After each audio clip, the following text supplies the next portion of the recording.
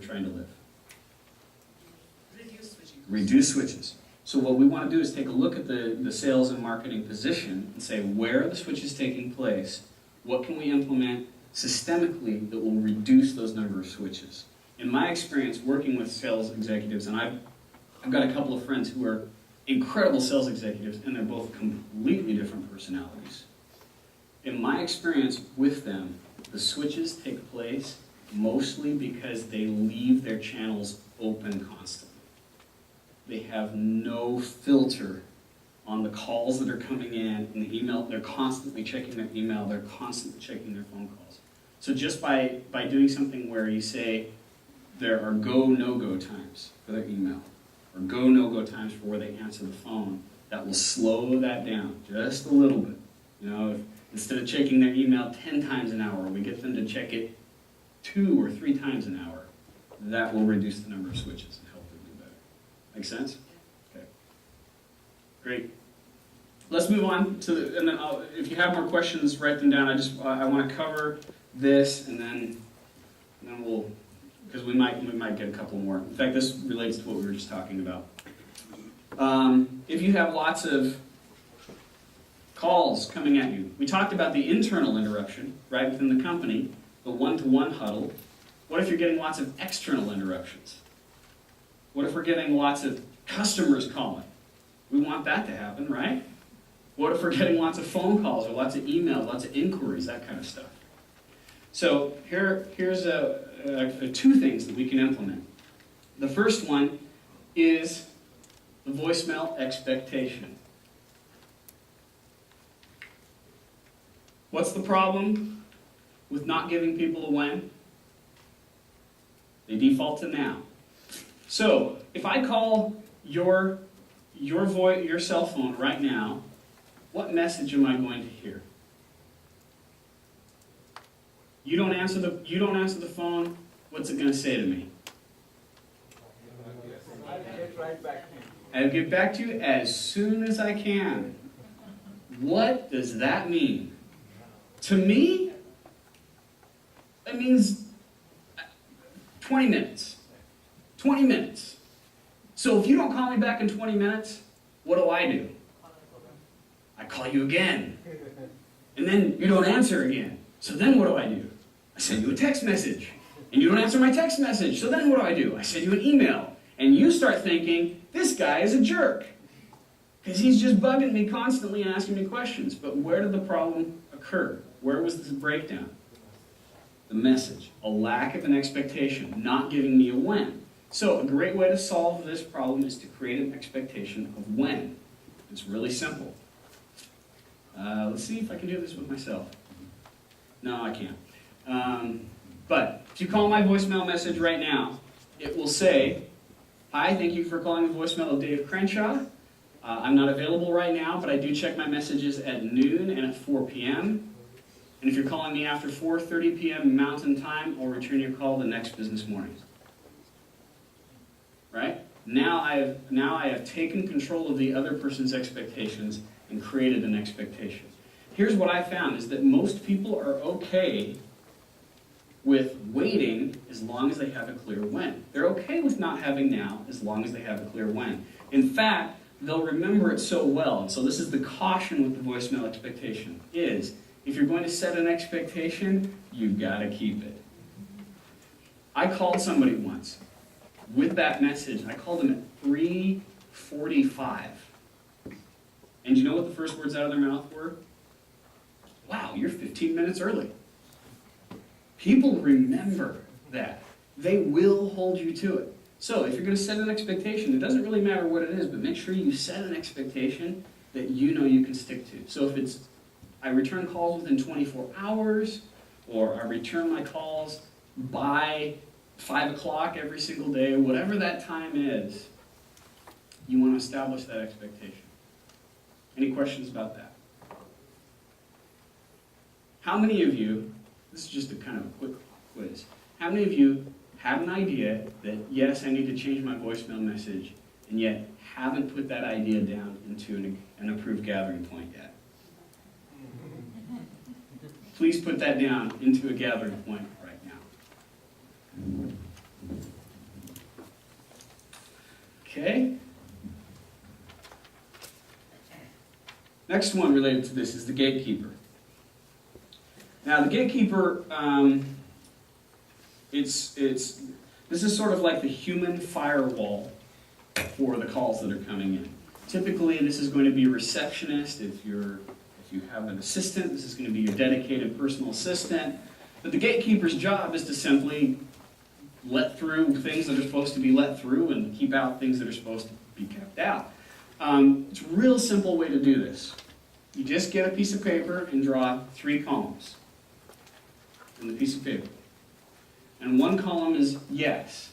These are the calls that you let through straight to me every single time.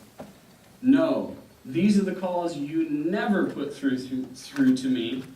You always screen it, reject it, take a message, and maybe these are the ones I want you to check with me first. Mr. Crenshaw, I have Ty on the line. Would you like to accept the call? No, that's always a yes. Right? Pretty simple, right? You can also use this system with email. I've had CEOs who have their assistants screen their email for them. So you can do the same thing. These are the emails I want you to send right along. No, these are the ones that you can respond to yourself. Maybe these are the ones where I want you to draft a reply and send it to me for approval before you send it along. So people who have a high volume of email that they're dealing with, as the CEO, this is a great way to cut down on the number of interruptions that are taking place. So you could use filters also, right? A lot of email programs have filters. Yeah, certainly.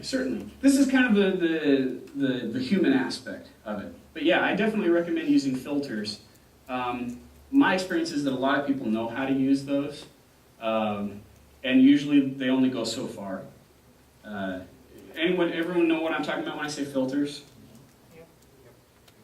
Coupon email comes in, I establish a rule that whenever a coupon comes in, I automatically throw it into the coupons folder, so I don't have to look at it in my inbox. Any comments or questions about the gatekeeper or the voicemail expectation? Okay, so I'm going to do one more switch buster, then I'm going to turn it back to you for any other questions or scenarios that you want to talk about.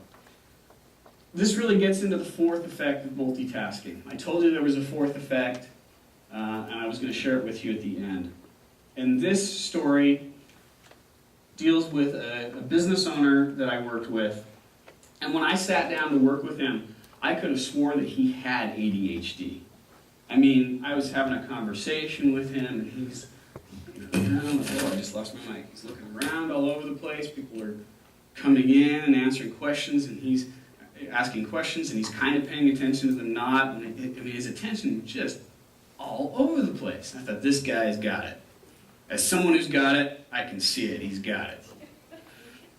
Well, it turned out that he was taking that same behavior home with him.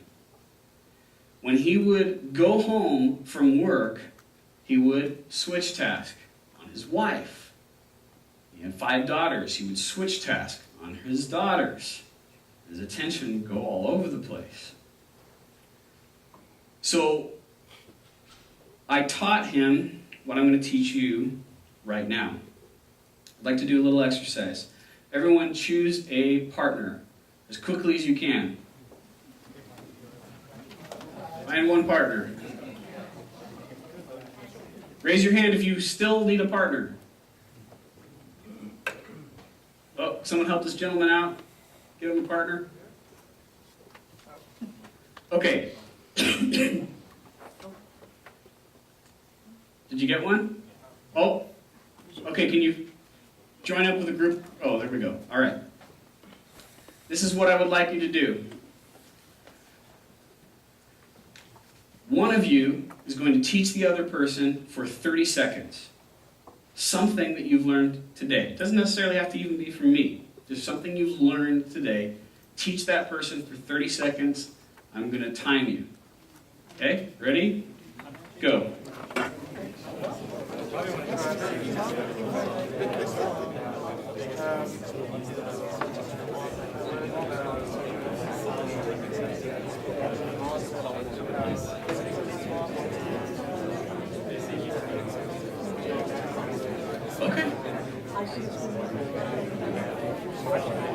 All right,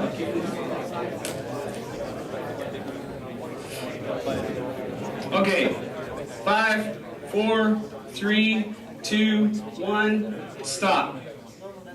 All right, now I want you to switch roles, but this time I want you to do something very different. The person who is listening this time, the person who just spoke, I want you to multitask while you're listening. I want you to look at your papers, fumble with your phone, do whatever, just be distracted, okay? 30 seconds. Ready? Go.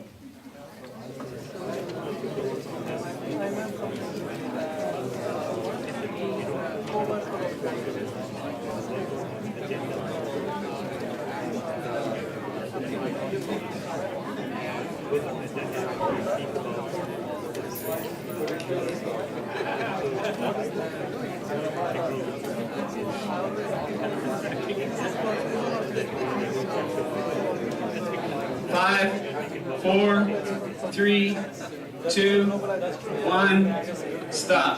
What resonates most? Those of you who were talking while the other person was multitasking on you, in one word, how did that make you feel? Insulted? Thumbs down? What else? Actually, I'm used to it. People around me. Poor guy. Just like, oh. He's used to it. He's used to it. Any other words? You're used to it too. Confused?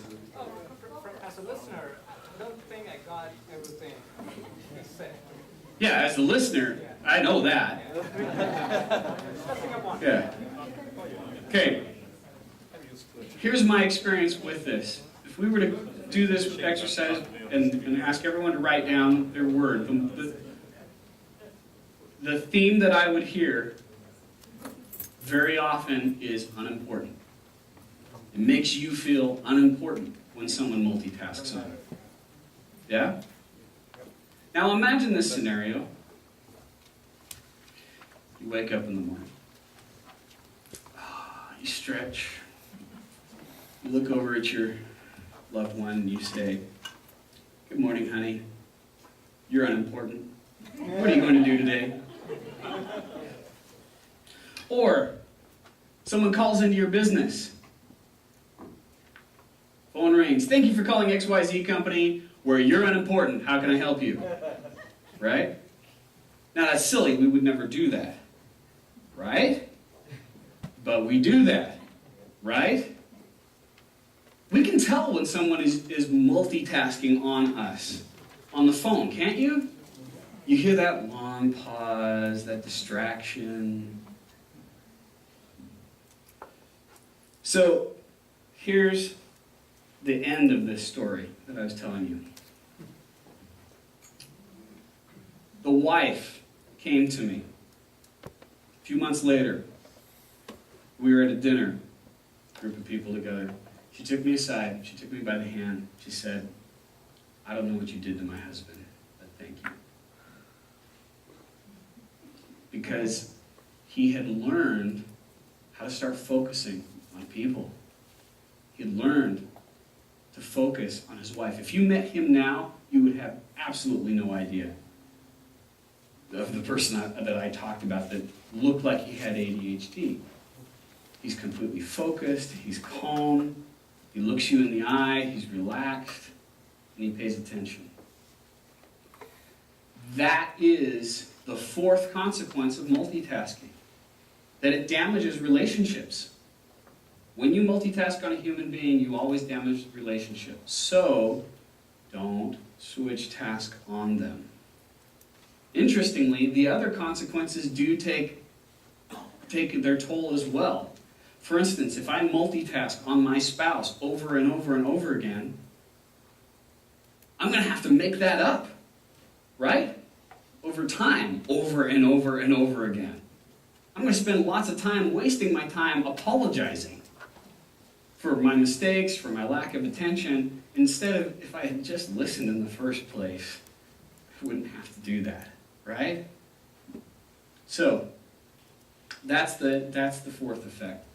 Now, I'm going to give you lots of time at the end for questions. I'm going to wrap up because there's a story that I have that goes right along with this, and it kind of puts a nice little bow on it, and then we can wrap it up. First thing I want to say, though, is when I work with a group of people, I consider you my friends. We spent some good time together, a considerable amount of time, and this is a small group, so I feel like I got to know you to a degree, and I hope you feel like you got to know me. So I want to stay connected with you. This is what I would like you to do, is please share with me your business card, or if you don't have a business card, give me your name and email. And what I will do is I'll connect with you on LinkedIn. If you're not on LinkedIn, you should be. If you're on it, you understand the power of it. I'll connect with you on LinkedIn and also give you, I'll send you an ebook and an MP3 that talks more about building an invaluable business, which I really didn't get into this time. Okay? Also, if you want to have me coach you or are interested in that, or speaking inquiries, just put a star on that if you know anybody that might be interested in that. Right? Okay? So, let me wrap up with this story. I'm a big football fan. American football fans. Okay. Now, I understand it's not for everyone. This story, you don't have to be a football fan to appreciate it. What you can do, though, is take this story and think about situations that you've had just like this. So I'm a big NFL fan. I was watching the Super Bowl several years ago. It was between the New York Giants and the, at the time, undefeated New England Patriots. One of the best Super Bowls ever, right? Really exciting. I'm into it. I got friends over. We're into the game. I'm just on the edge of my seat, and I look down, and I see this. And that's my boy Stratton. He was 2. And he holds up a story about Eskimos and says, "Daddy, read story." In the middle of the Super Bowl. Right? Now, what am I going to do? What was that? I had 3 options that went through my head. The first option is, go away, schedule it. I'm a 2-year-old. Can you come back in 15 minutes? Go away, kid, I'm watching the Super Bowl. Leave me alone, right? By the way, TiVo was not an option, because we have friends there, so pausing it wasn't an option. Second option is multitask, right? Hey, put them on my lap, read the game, and the Eskimos went fishing, and touchdown! Woo-hoo! Right? But I know the 3 consequences of multitasking. We'll do actually the 4th. Things take longer, I make more mistakes, I increase my stress levels, and I damage relationships when I do that. So, and plus I just like living the things that I teach to people. So I went with the 3rd option, which is I read them the story. No, there's a 4th option. What's that? Tell him to go to mom. Oh! That's kind of part of the first What one. happens in our house? Oh, you're getting called out in front of everybody. Okay, so I read the story to him. Do you know how long it took me to read that story? 3 minutes. 1 commercial. 3 minutes. Exactly. I don't know what I missed during that time. Sack, fumble, interception, funny beer commercial, whatever it was. But for those 3 minutes, my son knew that I was focused on him, and I knew I was focused on him. And when I was done with the story, he said, "Thank you, Daddy," and went off and did what 2-year-olds do. Okay? Now, How do you make your mind switch though? I just chose. I said I'm going to focus on it. I'm going to choose to focus on my son right now. The bear was the wide receiver. No, I didn't multitask. These are the situations that you have every single day in your family, in your business, with your customers, with your employees. You have the opportunity to be the person. I thought it was so interesting you said, I'm used to it. I'm used to it. How sad. How sad. You can be the person that stands out and differentiates yourself by being someone who looks people in the eye and says, I have nothing better to do than to listen to you right now. And when you do that, you not only become more productive, but you're going to be happier and more successful in business. So that is my presentation as a whole. Thank you.